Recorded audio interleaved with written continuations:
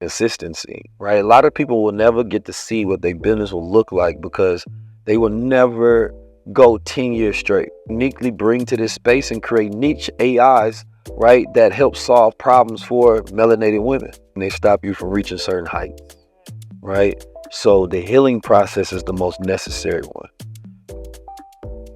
Welcome to Move Her Forward podcast and TV series. This is a place where you can listen, learn, and yes, level up. And I'm so excited to be creating a new series where this is actually a first of its kind. We have a male.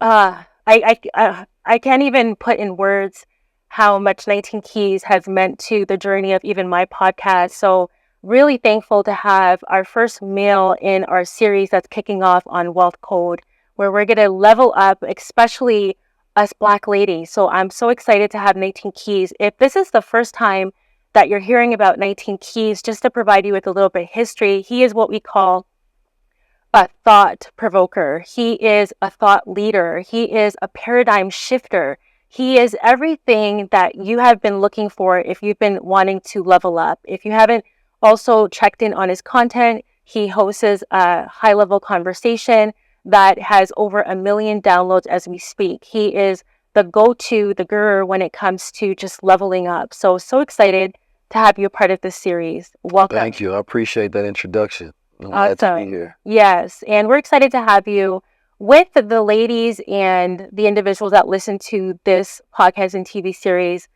A lot of us are already esteemed ladies. We're thought provokers. We're paradigm shifters. We're people that just want to level up. So it's just it makes sense, the synergy, to have you on this episode, because that's what we're going to do today. Is we're going to level up. Okay, and let's do it then. Anybody that knows my episodes, now's a great time to grab a pen and paper, because we are going to be jumping into strategies that allows women to move her forward. So welcome again.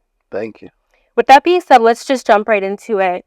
Through your lens, what is true wealth when it comes to the lens of Black women and minorities? That's a great question. Lately, I've been reassessing my ideas around wealth and more so just making it more robust, right? Because I think, most people do not have wealth defined, yet they say it's something that they want to obtain, right? When I just came from, Ghana, the one thing I noticed was that how the people that were the poorest had the greatest amount of joy, right? And that's because they had gratefulness, right?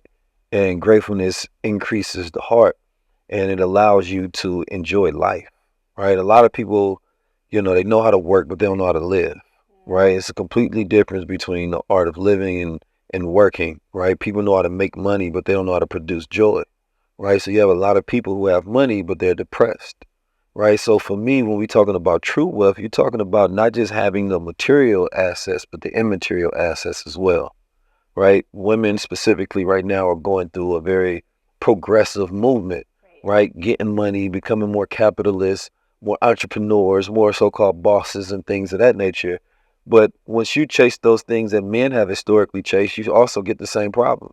Absolutely. Right? And so men in those positions were also depressed and stressed and have anxiety and trying to figure out how to balance their own feminine energy. And now so when women are giving up a lot of their feminine energy, stepping into masculine spaces, then they have the same issues that men were in those same exact spaces. So, when we're talking about true wealth, we're talking about having your assets in balance and abundance, right? So you have to be confident. You have to be in your joy. You have to be in your feminine, right? Otherwise, when you give those up, they become liabilities. And you end up having to spend some of your wealth to try to balance that out, right? So when we're talking about wealth and we're talking about, let's say, a person's true net worth, we're talking about the assets minus their liabilities, right? If a person is confident, that's an asset. Right, they can walk in the room where a person that has a whole lot of money can walk in that room. If they insecure, right, it's going to show. They're not going to get their way the same way, right? They might have to pay their way through. But a person that's confident, man, they can make the room move. They can open doors that they ain't got to ever wield their money. So that's an asset because money is just energy, right? And how you wield that energy. And so for me, it's about understanding what are your true assets from an immaterial standpoint, from your traits, your skills, right? Your resources, your network, right? Those assets. Then we talk about assets from a portfolio standpoint: stock, bonds, land, right? Um, Businesses or whatever that may be, things that actually produce value for you. So it's really finding that balance between the material and the spiritual, right? And when a one can do that, man, the greatest thing in the world is to be happy and have money, right? For some reason, they keep telling us that you have to sacrifice one or the other. And that's only because the way society teaches people to go after things is not connected to their actual true purpose. Yeah, you touched upon something too that's quite interesting. It's like that fight that we're in with male and female. I usually like to go back to history because when you look at how this all created and happened, the World War that happened is what allowed things like this to take place, where you had the men that went off to war, and then the factories were left empty, and then women had to go in and pick up a lot of the I wouldn't say slack, but pick up a lot of the work that they left to go to war. So I think that's where we're seeing a lot of fights. And also something you touched upon, which I really enjoyed, is a lot of the women that you're meeting now, they have their own car, they have their own house, they have things going for them. So it's like, how do you kind of meet them where they want to be met with that male and female debacle, right? But I think with everything comes a point where you don't have to choose either one or the other. And that's something that you said that I speak to my ladies about, is that you could create your own balance in life, and you can create your own vision as to what wealth looks like. It can look different for every person. So When you give up something, you're giving up something, right? So there's a lot of women who struggle to find love now, right. right? And what they're trying to figure out is how to cope with a loveless life while you have these material successes, Right. right? And what you realize is that you're giving up one, right? And this is why we talk about joy, because society tricks people out their position. You know what I'm saying? Sometimes a person can be happier, but when you have a society that's constantly plaguing you with the ambitions of the world, saying you're not progressive, you're not doing these things, then you chase that, and now you feel empty when you was actually more fulfilled before the world got into your head. Right? So you have to figure out, what do you truly want? Not what even just the women's circles tell you, or what society is telling you, or the new progressive movement is telling you.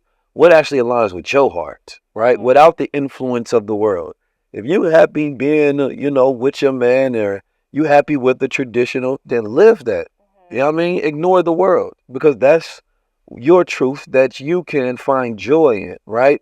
Find your wealth, and find your route for things that actually bring you joy, things that actually bring you peace, things that bring you rest, right? Not just things that bring you dollars, not just you got a new car, right? You got a new house, right?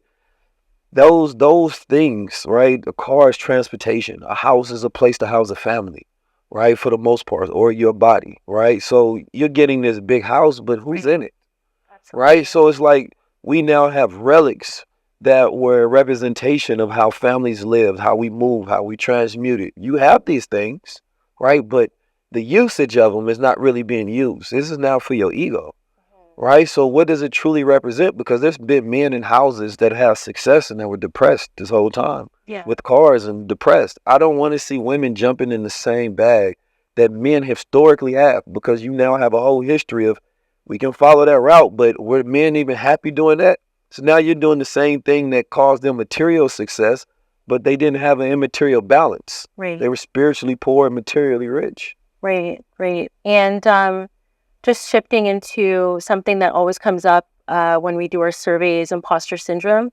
Right now, we're looking at about 86% of Black women dealing with imposter syndrome, where they don't think they're good enough, where even the things that they have accomplished, they still feel a lot of self-doubt. And I know you're really big on mindset. What are some strategies around shifting mindsets around things that we are trying to accomplish? Yeah, I mean, I think just stop doing things that make you feel like an imposter. I think like I feel we try to cope with disease almost, like, in this world. You know what I mean? It's like we have the shameless society. Do whatever you do. It can be bad for your health. It can be bad for your mental health. But now you're trying to figure out a way to live with it, right? Because this is what I'm being championed for. So when your identity is connected, right, to, your mental illness, or when it's connected to, your lack of self-identity or your lack of confidence, you don't want to give that thing up, because it's also what you champion for, Right. right? Like this imposter syndrome. I think like America is going through that crisis. The Western world is going through that crisis because people got to do things they don't want to do. You know what I mean? And then when people are chasing these metrics of likes and views and compliments, and people are telling them how great they are, and a person goes back home and they feel shame. They like, I'm not that perfect. I'm not this person. Because you can't, once you take all of that off, that's not who you are when you're naked in the mirror. Yeah. It ain't even real. You know what I mean? Like, none of that matters. You go out in the world, you find something to do for joy, you make you some money so you can use that money to live how you want to. But all of these awards and rewards for things that are mediocre, yeah, it's gonna make a person feel like an imposter, because that don't make you happy. Right. And then what's your viewpoints on the quote, which is always said to a lot of us ladies, is like kind of fake it till you make it. What's your thoughts around that? I mean, I think that just goes towards having a rugged mentality, and it's like, Muhammad Ali said, "I was great before I knew I was." Right? And that was his ego told him he was great. His ego was like, bro, you can do whatever. That was probably before his training and skill caught up with what his ego was talking about. I don't think it's faking it. You're right. I'm careful with my words, and that I feel like, you have a vision, right? And before you become the person that can fully produce that vision, you have to have a belief, right? You haven't seen yourself do it. So its belief is, it's a faith is belief in the unseen. So you have to have faith in yourself. Right. So when you walk a path having faith in yourself, and faith in that connection to God, right, and source, and you have that same belief within yourself that you can do great things, I don't think that's faking it. You know what I'm saying? I think that's just a prelude to your greatness. You feel me? But you definitely got to make it true. You can't fantasize about potential you're not willing to work for. Absolutely. And I definitely concur. That's a great point. A lot of our ladies, too, are in the midst of building out large businesses and corporations where we have big dreams. Something that I would love to get your insights on is just with your particular business and brand, you started somewhere, and it looks like you did like a land and expand strategy.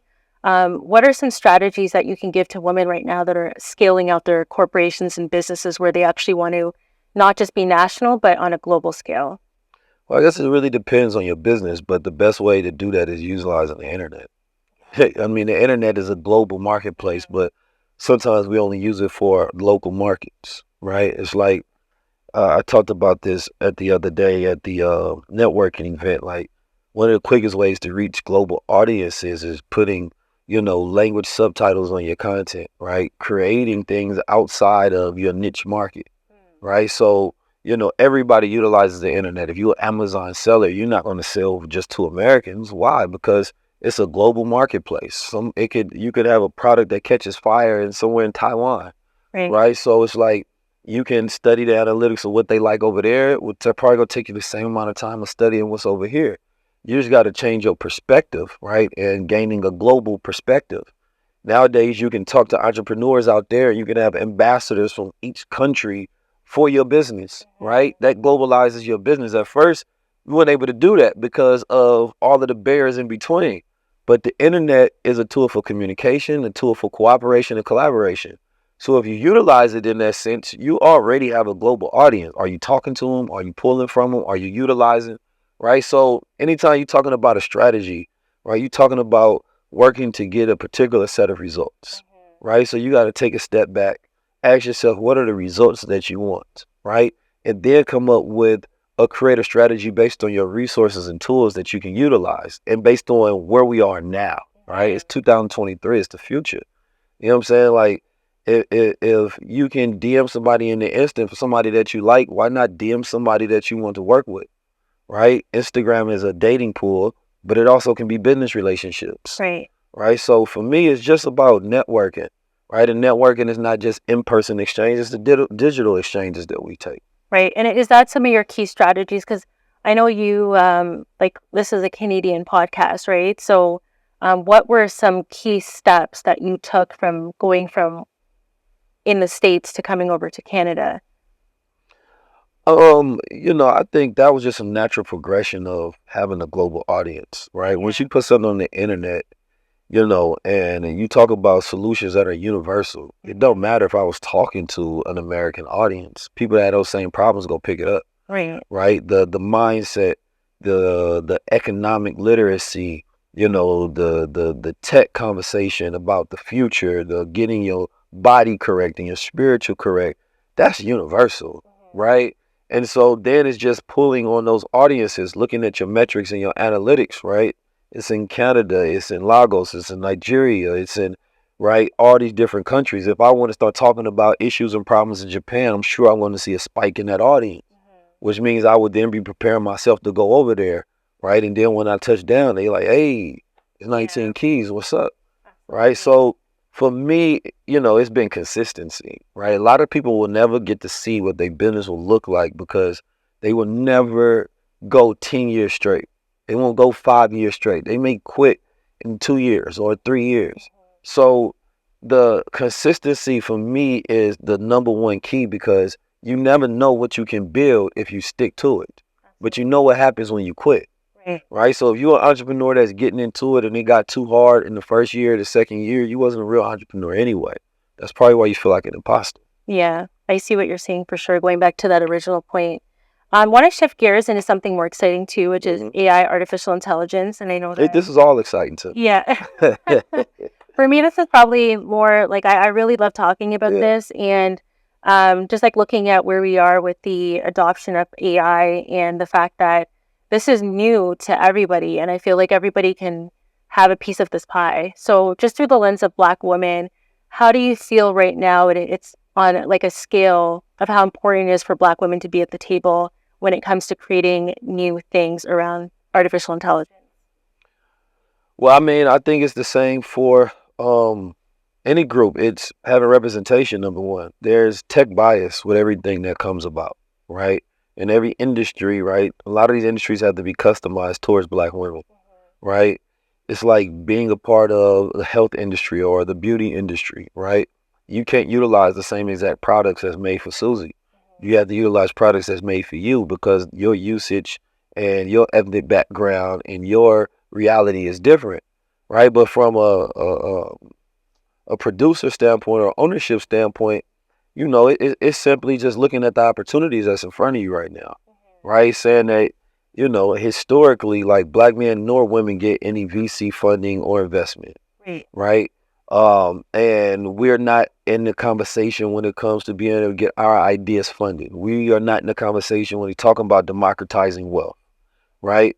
And so, Black women right now are becoming a lot more ambitious, and all you got to do is take some of that energy and put it in the AI sense. Look at all the problems that we have right now and ask, how can I now utilize this technology to help me solve some of these problems, right? If AI is good for anything, right, it's going to be useful when it comes to helping you solve problems, right? What are some of the main pressing issues that Black women face?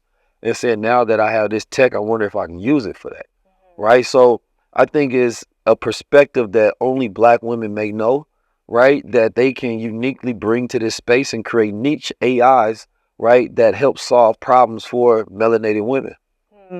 That's true. And through your lens, what is the number one challenge right now that somebody can build to help solve this problem? The number one challenge that somebody can build to help solve that problem? Yeah. I don't know, an AI that can answer that question. Yeah. ChatGPT.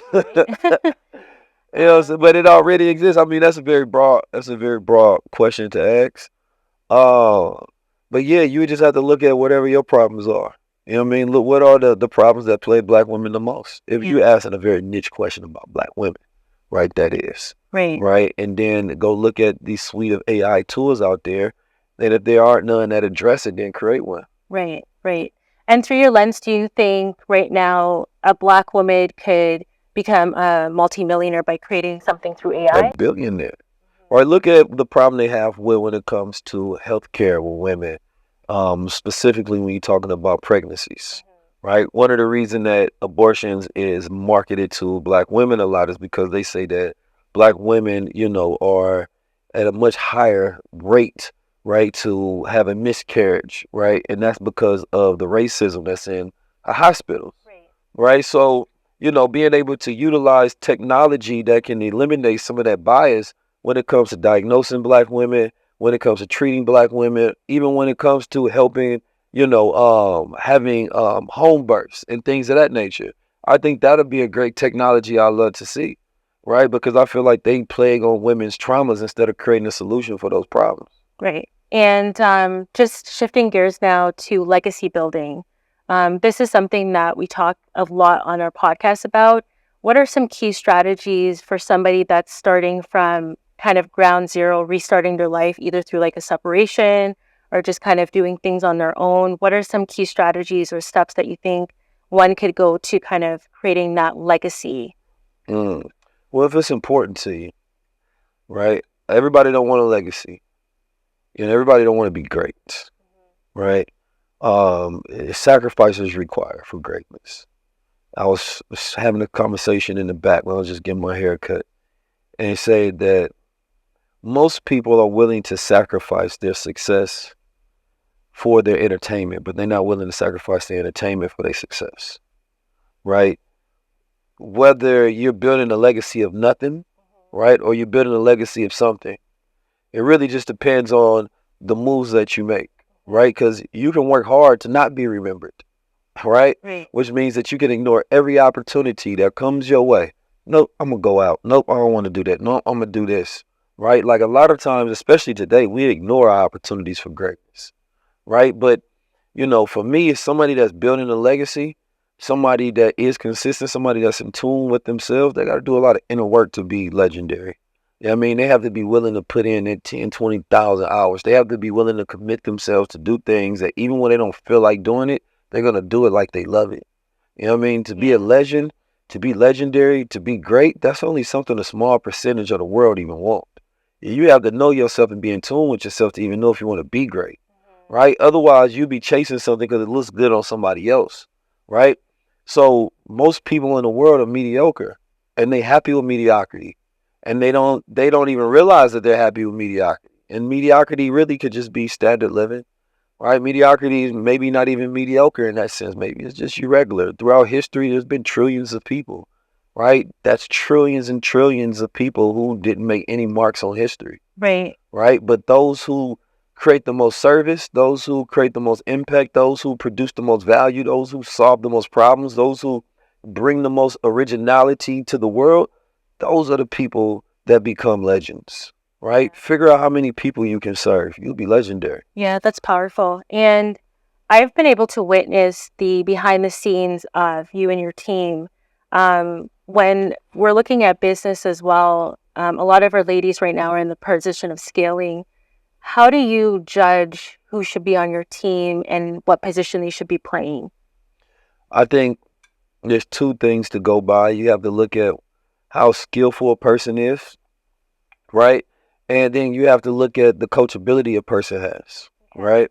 When a person is coachable and they have a great ability to learn, right, then they can understand the culture of the business that you built. They can understand the mission of it, right? And you can impart that onto them and they can take it as their own, right? And then when they're skillful, right, then they can do the job very well, right? So you need people who can do the job very well, not just okay. But you also need people who understand it, right? Because there's less communication when they already understand. Right? They understand what you mean by this. They understand the culture of what you build and the mission of what you're going for, the vision, right? Which is much harder.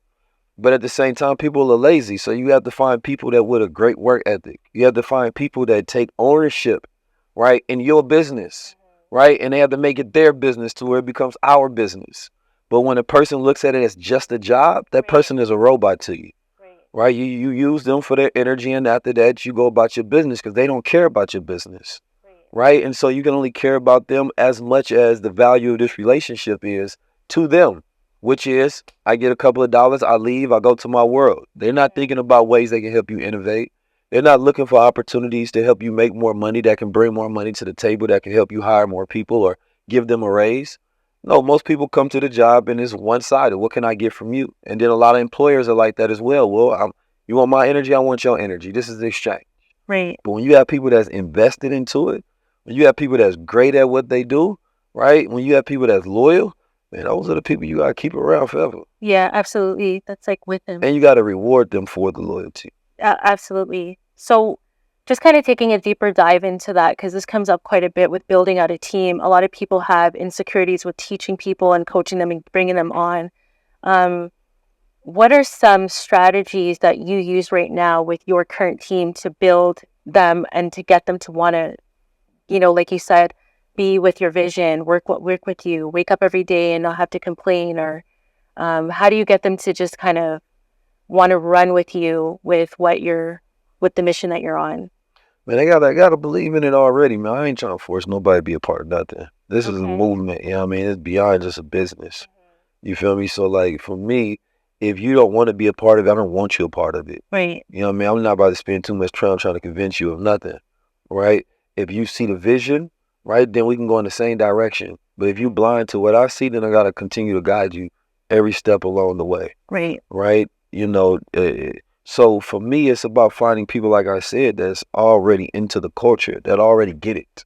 Right? I don't see how you don't get it. It just requires a little observation and some intelligence. And if we doing something good, you should want to be a part of it. Right? So for me, I'm not a stickler for constantly being on somebody and micromanaging, but I got to make sure you understand it. Right? And that has to be something that comes natural to you. Right? Like I said, you people are like robots, right? If you need somebody that's just, you tell them a task, they do that task, and it's over. All right, boom. Now I need somebody that got natural intelligence, right? They understand it. I don't even have to tell them. They already know what to do. They go above and beyond, right? Those people are rare. So I'm looking for those people, right? People that get it, that be like, Keys, I want to be a part of this. People that have ambition to be a part of it, right? Otherwise, people will come in the door and acting like they skilled and acting like they get it and acting like they a part of it. That's only so that they get hired, right? The same way in relationships, people will fake it, right, until they're actually in it, and then all of a sudden their true self shows up, right? So you need people that's consistent, people that believe in it, not for you, but for them, right? This mission has to mean something to them. This business has to mean something to them, right? They have to understand that, listen, you're helping me pay your bills. You know what I'm saying? Like, so the success of this business is helping your livelihood.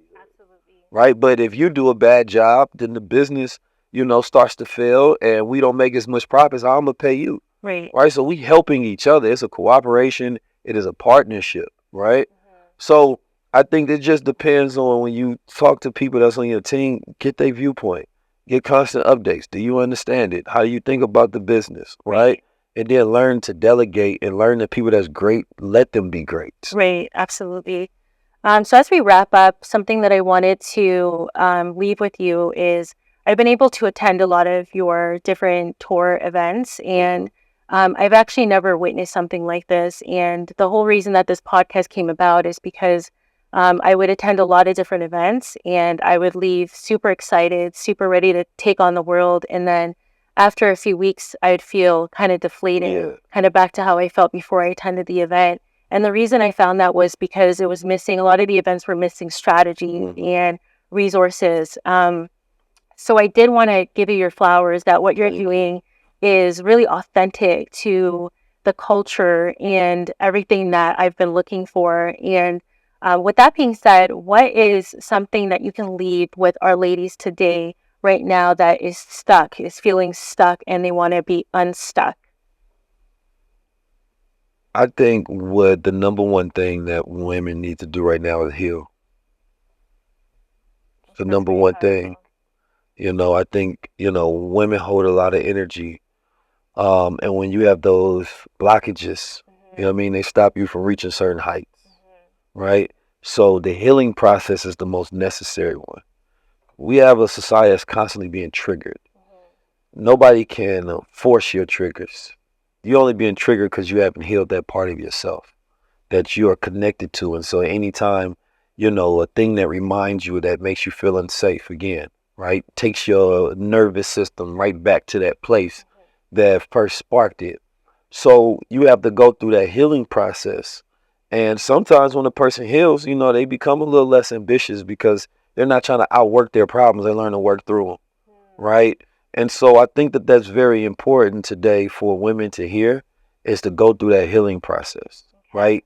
Go through that dark night of the soul, right? Go reconnect to yourself. Don't get stuck there, right? Do things for the right reasons, right? Learn to empower each other, but from the point of accountability, right? Not just have circles of where we're not judgment free and we're not going to shame. Sometimes a person needs that wisdom. Sometimes a person needs that correction. Yeah. Because you would just let a person keep doing the wrong thing over and over and over and over and over. That's not empowering, right? So now you have to get to a point where you have circles of people who giving you that tough love, who speaking truth to you, who telling you like, no, you're doing a little bit too much of that over there. You know what I'm saying? Like, I don't like the way you moving. And instead of, let's come together and talk about the men we hate, or, how the world owes us something, and things of that nature. That's not empowering. Or saying that, this new idea of liberation is somehow connected to pleasure, right? No, you got to get to a point where it's connected to healing. It's connected to accountability. You know what I'm saying? It's connected to discipline. It's connected to finding true joy and focus. So I think it's just a realignment of your values. And when you heal, you'll find that it requires less for you to be happy. Right. That's powerful. Wow. Gems dropping, right? All the time on this episode. So thank you for tuning in. Thank you, 19 Keys, Absolutely. for being Thank you for having me. This was awesome. Like I said, listen, learn, and level up all the time, right? So if you are locked in, do remember to follow and subscribe to our channel. Hit us up on Spotify. We will be posting and launching this very soon. Again, thank you so much. Absolutely. Thank you for having me here. I appreciate you. Amen. Thank you.